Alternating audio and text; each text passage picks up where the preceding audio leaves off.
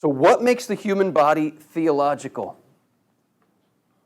Without looking at your notes, can anybody say what makes the human body a study of God? Next to Francis, right? What's your name? Fernando. Okay. We're made in the image and likeness of God. We've heard that a million times. Right? All right, say the word banana. Say it again. And again. Again. Again. Banana, banana, banana, banana, banana, banana, banana, banana, banana, banana, banana, banana, banana, banana, banana, banana, banana, banana. You say it enough, it doesn't mean anything anymore. It's just banana, banana, banana, banana. Image of God, image of God, image of God, made in the image and likeness of God, made in the image and likeness of God, made in the... We don't even know what it means. Heard it a million times. Don't know what it means. To say theology of the body is synonymous with saying we're made in the image and likeness of God. Chiseled by God right into the form of maleness and femaleness is a divine story, is a divine word. Lord, show us the meaning of the word that our body speaks. We've not been trained to read this language. We've been trained indeed in a contrary language. We've been trained in the language of the anti-word.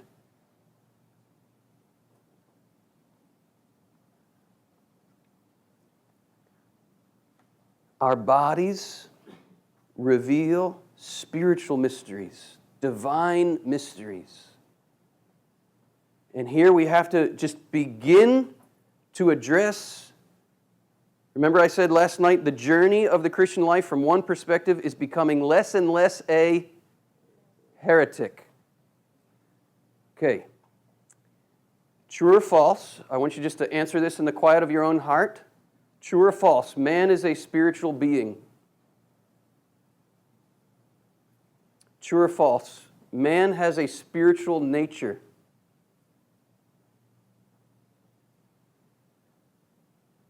I would venture to say, again, I won't put you on the spot, that most of us responded, oh yeah, true.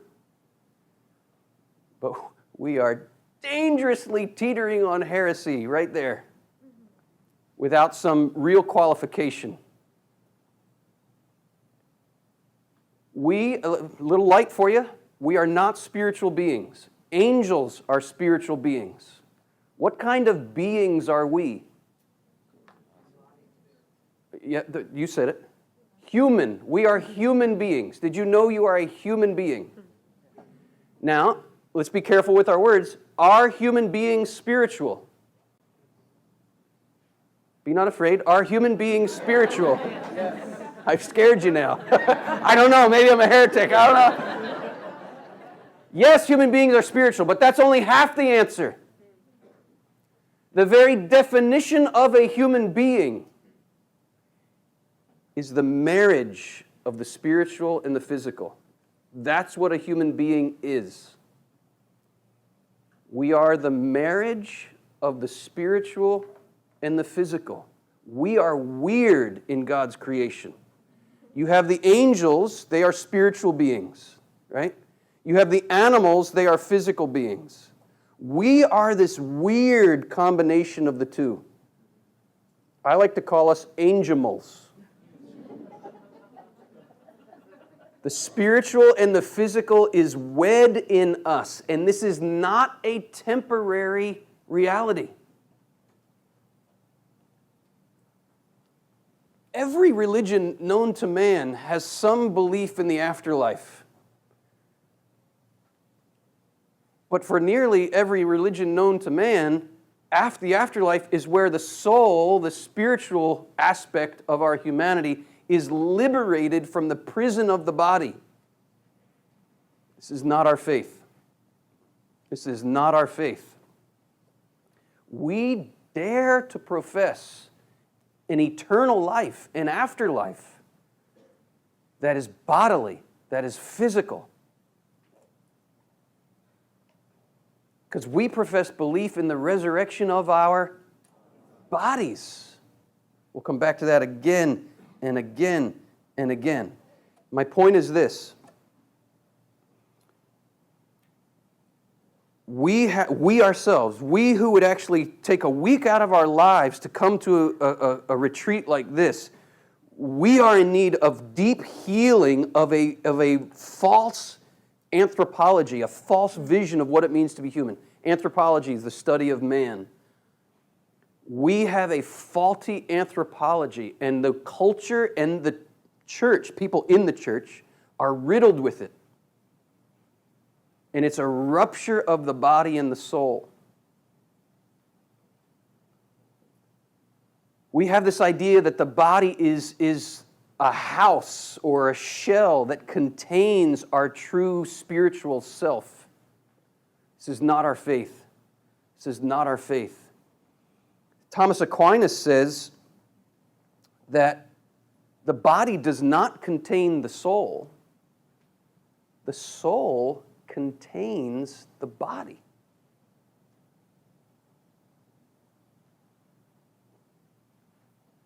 What does he mean? Look at quote 2b, or not. The unity of soul and body, this is right out of the Catechism, the unity of soul and body is so profound that one has to consider the soul to be the form of the body. Point to your soul. Okay, so symbolically, this is not wrong, but we have to understand that symbolically we might do this, right? Like point to our hearts. And that's fitting as a symbol, but it's not accurate. I'm going to point to my soul. I'm going to point to my soul. I'm going to point to my soul. I'm going to point to my soul. My soul is the form of it contains my body. In other words, it keeps it what it is. Here's the key to this idea. What happens at death? What happens to the body when the soul leaves it? The body deforms. It loses its form. Because the soul is the form of the body. It's a whole reverse concept for most of us. Welcome to your humanity. Welcome to your body-soul unity. For most of us, this idea is new. Maybe we've heard it, but again, it probably went in one ear and out the other. Because the pressure of the culture here is extraordinary to rupture the body and the soul. There's a word for the separation of body and soul. We talked about it just a few moments ago. It's called death.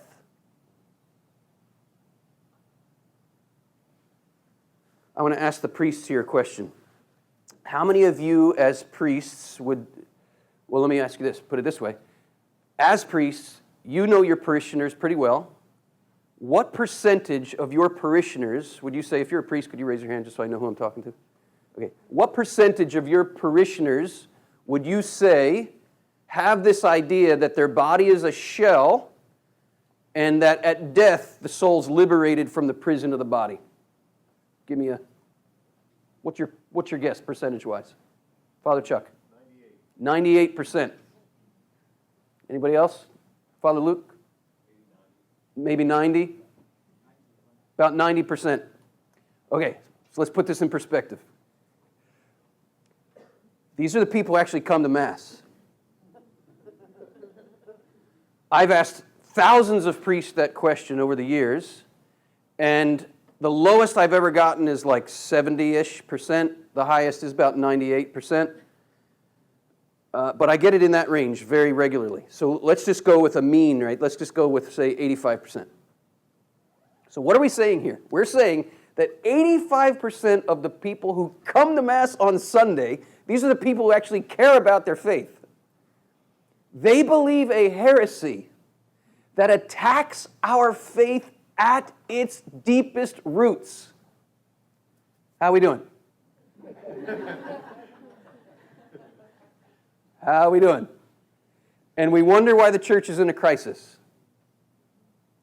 And we wonder why the church has no, when I say the church here, I mean, we wonder why people in the church are getting evangelized by the culture rather than evangelizing the culture when it comes to questions of the body and sexuality and marriage and gender. We're getting taken out. Why are we getting taken out? Because we don't know who we are. And I am not exaggerating when I say that if you have a concept of the human being as a soul housed in flesh or trapped in flesh that will be liberated at death, this is a heresy that attacks our faith at its deepest foundation. Because what is the deepest foundation of our faith? We are Christians. What is the very foundation of our faith as Christians? The Incarnation. The Word made to reveal in the flesh the ultimate Word. To reveal the ultimate meaning. Ultimate meaning has taken on flesh. To reveal in the flesh ultimate meaning. 90+% of people in our pews don't know this. The Word was made flesh. Banana, banana, banana, banana, banana, banana, banana, banana, banana, banana. Christmas, Christmas, Christmas. Banana, banana, banana, banana, banana. We